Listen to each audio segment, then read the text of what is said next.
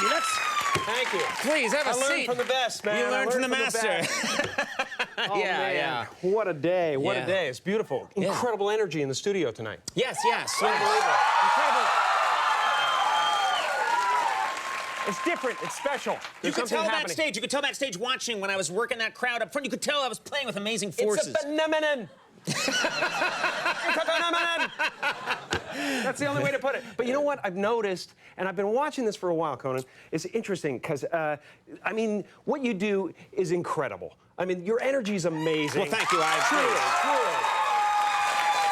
But there's just one thing that every time I watch the show, it kind of drives me a little crazy. You found a flaw. Just one little thing. It's no big deal. It's never going to, hurt the show or anything like that. Right. But when you come out and you do your dance, you know what I mean? Yes, And you come out, so you come out, beginning of the show. Yeah. Huge energy, you're walking up, you're doing your thing, and then you jump onto the star, right? Yes. Perfect. And then you go to Max. Yeah. You right? Exactly. Yeah. And then you do your little pivot. Right. And then you lick your fingers. Right. You pull your jacket back, right? And you do your little string dance. Yeah. Now here, perfect. Yeah, but now here is where you go a little wry. You go a little wry because what happens is when you pull this hand up, you come over here now and you cut the strings and drop. Yes.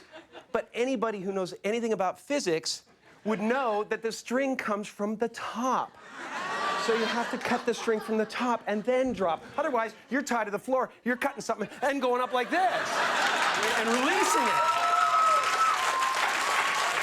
Seriously. Can we get a clip? Can we get a clip of that or something? Can they put a clip of that up? There we go. Now watch.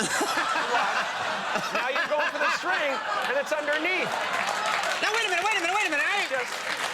It doesn't make sense. I have the right to defend myself here. Hey, the string is going from the hip to the hand. The hip is dropping. I stand corrected.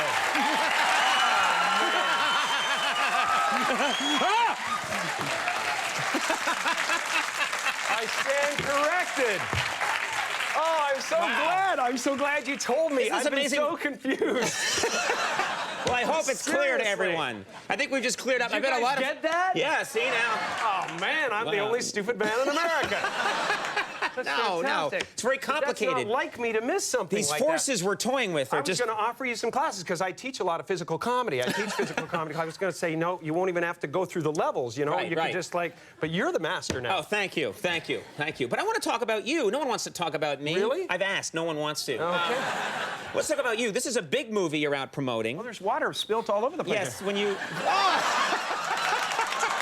Okay, that's not... You don't know where that table's been. Hey, man, you don't want to waste that. There's a transit strike. You're right. You got to save that water. Exactly. Big movie out there, Fun with Dick and Jane, but the title doesn't explain it, so you probably want to explain this movie to people. Okay, well, here it is. It's about a professor of theology who's called to the scene of a murder in the Louvre. And he finds a code in the Bible that will bring the religious establishment to its knees. Oh, no, wait. No, that's not it. No, that's the... No, that's right. No, Dick and Jane. Dick and Jane is... That's Da Vinci Code, right. That's Da Vinci Code, yeah. It's just in my mind. I can't get it out. Sounds like it's going to be a good movie, that one. It really one. is. I can't wait to see that. But no, Dick and Jane is about a suburban couple, very fetching suburban couple. Yeah. And who lose everything because of an Enron-type scandal, and they turn to a life of crime, and eventually they show the white-collar creeps what it's like to get reamed. Nice. I like that. And then Jane is kidnapped by an ape. You're getting your movies confused. I just thought that was just not necessary. Sure, you know? No, you don't need that. But it's a competitive marketplace, I guess, and stuff like that. And I don't know. I want to bring this up. Because you said competitive, and I want to bring this up. I've known you for a few years, and very talented. I have an idea. What's that? Tiny ape. What? Seriously, tiny little ape. Tiny little ape. Huge, massive strength. Right. But he's tiny. You can hardly see him. Right? So he could shoot right up your nose and beat the hell out of your brain. That's a great movie. What do you mean I have an ape in my brain? That's ridiculous. See, He has an ape in his brain. I have Godzilla in my pants. It's like it could meet. Like they could. I heard. Alien versus Predator. The rumor's Man. been out there. Alien versus Predator. But you are a competitive fellow. I know that about you. You like to win, and you are the producer of So this what's film. wrong with that? Nothing's wrong with it. I wasn't picking a fight. What are you getting on me for? No, I'm not getting on you. I'm just saying that you have, and I admire this, you've taken some steps to ensure that Fun with Dick and Jane does very well this weekend against the competition. You know, I am a producer. I wear 2 hats now, and so I think that it's important that I represent the movie well, and that I inspire confidence in the Sony investor. Okay, very good. So yeah, I've done some moves. I've made some moves. I think this is a really smart idea. I actually bought MoviePhone. You yourself bought MoviePhone. Right. And I've just made a couple of little changes, and I'm still going to advertise the other movies and stuff, but I'd like us to just have a little bit of an edge, you know? Really? You have a phone back there? Yeah, we have one right here. Yeah, we always have a phone. So I just call MoviePhone and see what you've done? All right. Okay. I just thought this was a Here we go. neat little competitive thing. Interesting. Hello and welcome to MoviePhone. For Fun with Dick and Jane, press 1 now.